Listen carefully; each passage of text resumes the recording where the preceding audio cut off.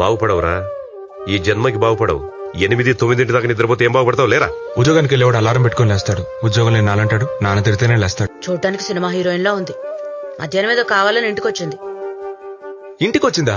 నేను ఇంట్లోనే ఉన్నానుగా, నాకు కనపడలేదే. నువ్వు ఇంట్లోనే ఉంటున్నావురా, అదేగా నా problem. Harry Potter go go. ఉద్యోగం లేకపోతే కనీసం నువ్వు పేరు పెట్టి పెంచిన కుక్క కూడా నీ మాట ఎందుకు? నీ పేరేంటి? రఘువరన్. ఆహా, ఏం జాబ్ చేస్తున్నావు? ఆంటీ మీకు అమ్మాయిందా? శాలిని. ఓ, లోపల నిద్రపోతుందా? ఆఫీస్కి వెళ్ళింది. నిన్ను 10 ఏళ్ల ముందు ఇదే ఇంట్లోంచి బయటకు వస్తున్నప్పుడు చూశాను. అప్పుడు కూడా నువ్వు ఇదే కారణం చెప్పావు. అప్పుడు నీతో పాటు 10 మంది కుర్రాళ్ళు ఆడుకునేవాళ్ళు. ఇప్పుడు నువ్వు ఒక్కడివే ఆడుకుంటున్నావు, ఎందుకంటే వాళ్ళందరూ ఉద్యోగాలకు వెళ్తున్నారు. ఏరా రఘు, ఇది నువ్వే తయారు చేసావా? తెలివైన వాడివేరా నువ్వు. మరి నీకు ఉద్యోగం ఎందుకు రావట్లేదురా? ఈ రోజులో తెలివి ఒకటే చాలమ్మా. మరి ఇంకేం కావాలంట? తెలివి ఒక్కటి ఉంటే చాలు రఘు. వదిలేయమ్మా.